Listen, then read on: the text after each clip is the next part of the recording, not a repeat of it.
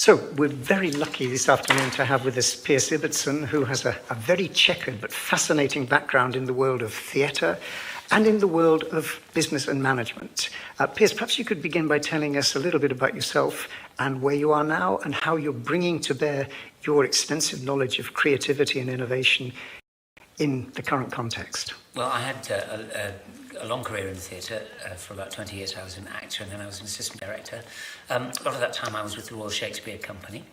And for an even longer time now, nearly 20 years again, I've been working with businesses, really kind of trying to deconstruct that experience of working in the theatre and transfer it to other contexts.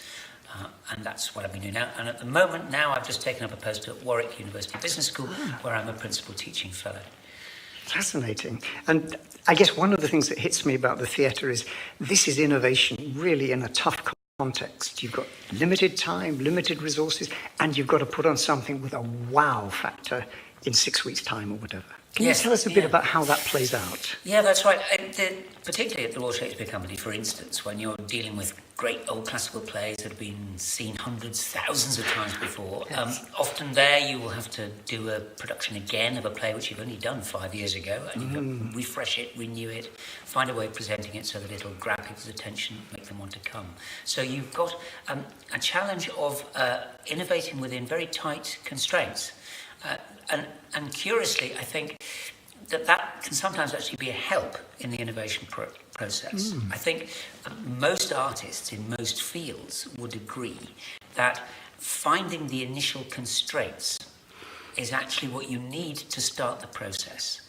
If you give somebody a blank piece of paper and all the time in the world and enough money to live on forever and say, write a novel, they're quite likely to sit there and doodle away forever and ever and ever. If you say, okay, give me the outline of a story in 25 minutes, and it's got to have 4 characters in, one of them's got to be a girl, and one of them's got to be an elephant. Then people are much more likely to go, oh, right, okay, well, look, the girl could be on the elephant, and they will quickly engage their creative process. So there is a kind of illusion around what you need for creativity is space and time. In fact, what kicks off the imaginative creative process best is concrete, specific constraints, which will sort of up the pressure and get your imagination to work more quickly. So I think when you're working with a team of people in the theatre, your job as the director of that process is to provide the constraints, set the limits and the boundaries, and offer those constraints to the team in such a way that they'll go, oh, right, okay, yeah, I see what you mean. Well, I've got a space now, a field to play in. If you give me the whole world to play in, I won't know where to begin. But if you constrain me in a field, a specific field, bounded in a certain way, then I can play within those boundaries, and I'm more likely to do it. I'm more likely to be able to focus and get on with it quickly. There's, of course, a big issue there around choosing the right constraints. Yes. And that's the interesting task of the leader. It's possible to do it yourself if you're sitting there and you want to write a novel, but it's interesting when you talk to artists, whether they're painters or writers or directors, that process of finding those first constraints can take years, literally. Yeah. They can wander around for ages, trying this, trying that, thinking, and then suddenly they'll light upon something and go, actually, what I need is a short novel about this person, because some specific concrete things occurred to them that focus them down, and then they can begin.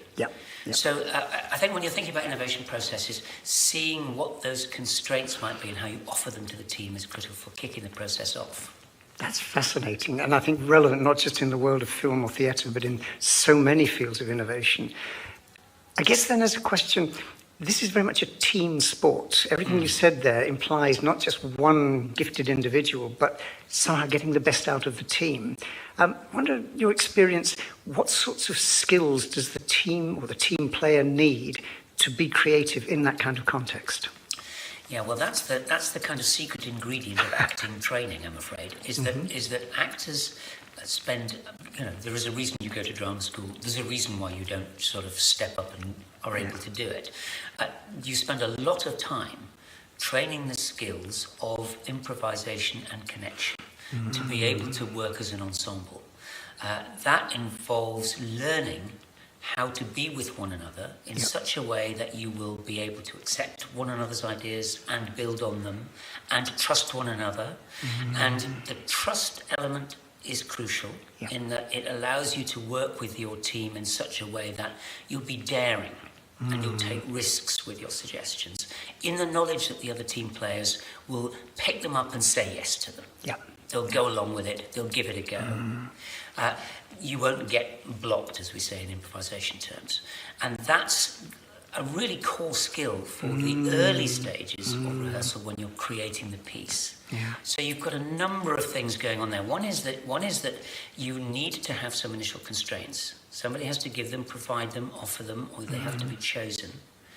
And then you have to be within that group, able to accept those constraints and start to play within the constraints in an atmosphere of trust and daring, so that you do something stupid and it's a crazy idea, that's fine. You say, okay, what have we learned? What's useful in that? Let's move on. Let's do another one. Let's do another one. So you proceed essentially by iterative failure. You fail again, as Beckett famously said. Fail again, fail better. I want more interesting, daring attempts, which will almost certainly fail because all good ideas start half-baked. And out of that material, I'll be able to make something interesting. Otherwise, I'm just going to be staying cautious. I'll be doing what everybody thinks is safe. We will make something. We might even make it quite quickly, but it's unlikely to be innovative. It'll be what we all know works, that we're all safe with. And allowing the space and the time for that kind of rehearsal process to happen is crucial, I think, if you're going to find innovation.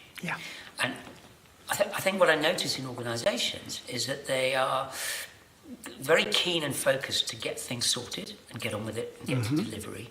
So they very often don't spend sufficient time in that space, that rehearsal space, that zone where you are working, engaging with it. You're trying this, but you're not satisfied with that. You're going to try again. You're going to try something else. And allowing that period to happen before you shut down the innovation choices. Interesting. Building up, in fact, making your solutions more complex, adding things before you resolve it, till you've got a good rich mix of ideas, and then you can begin to close them down towards something which you might execute. Fascinating. Now, that's very much the team skills, and it's also, this isn't an accident, that actually you learn and you can hone those skills. The other side of the coin, what we associate with particularly theatre, is directors. Now, there's a danger sometimes, I think, that we think of innovation leadership as doing it, having the grand vision. Can you comment on what a good innovation leader in the theatre world might be like, a director? Yes, well, Peter Brook famously described a director as the perfect audience of one. And that their job, really, is to be sitting there, observing the rehearsals, being vigilant, watching what's happening, in a sense, standing in for the intelligence of the audience, so that the actors are creating ideas, delivering things, improvising with one another. What about this? What about that? Offering stuff up. But you do need to have, in the theatre, if you're going to get it done efficiently, somebody sitting there who is taking those suggestions, those offers, looking at them, assessing them, balancing them, reflecting back to the group what they've created, and suggesting new directions. So the director shapes the rehearsal process by observing what is there and offering more constraints, new constraints, additional constraints to shape what is emerging in the room. So the director might have an idea about where they think it should go. That might be quite clear, but they will shape what is happening, what is being offered, and kind of nudge the group towards the direction they think it might go. But that's a kind of tentative belief on behalf of the director. They're not going to tell them, it's got to look like this and it's got to be done like this. That will shut down the creative possibilities that the whole group might have to offer. So you've got that interesting, delicate balancing act that the director has to play off the group, where they are watching, observing, listening, and then offering suggestions. And that also allows directors to proceed in a positive frame. Yeah. They can always be saying, well, that's great, that's good, that's interesting. Yeah. How about this? What about that? Yes. What if we try so-and-so? That's great. How about this? Yeah. Because they are there to observe and collect, in a sense, what the group is creating. If you don't have a director, it becomes very difficult for the group to do that themselves, because then they get into a kind of often a clash of status arguments or an ego clash about, but I think this idea is great, well, I think this idea is great. You need an adjudicator, the director's taste, to sit there and say, well, they're wonderful, but let's go with this one. Yeah. And that means the director needs to have both authority in the room, respect in the room, but they are not the one who's driving or building the ideas necessarily. They are encouraging and shaping and leading the ideas out of the ensemble towards what I've described in the past as a sort of misty vision of where you're going, not a clear one. Yeah. I think it should be over there somewhere. Yeah. Again, Peter Brook has described that process, that the sort of legendary director, now works in Paris, still alive. He's described that process as kind of excavating the idea. You've got a notion what it might be, but you're, in a sense, the director is kind of stripping away and exposing the right solution, the best one, from all of the work that's being made in the room. So it's not so much, I've got an idea which I'm trying to communicate to the group. We are exploring the possibilities around something like this. Yeah. That's the first offer. Let's try this and see where that goes. Okay, let's produce that. Well, let's try that then. So this iterative, that's the nature of the rehearsal process. And that openness and trust is crucial, but also having it in your timetable. Yeah. You have to have that blocked in. If you want to have innovation, don't expect to get there immediately. Yes, indeed. Yeah. And it's very difficult to do it without that interesting separation between the team who is doing the generation, the ideas creation, the generation, and the director who is nudging, observing, witnessing, gathering, and leading their process. That's absolutely fascinating. I know you go on at greater length in your excellent book, which I'll do the plug, The Illusion of Leadership. But perhaps one last question. You've moved, as you said, to teaching managers more generally at Warwick University. Given your experience of a highly creative world where innovation has to happen and fast under constrained conditions, if I asked Uncle Piers for a couple of lessons for practicing innovation managers, perhaps someone who's just been given the job of running a team, any thoughts?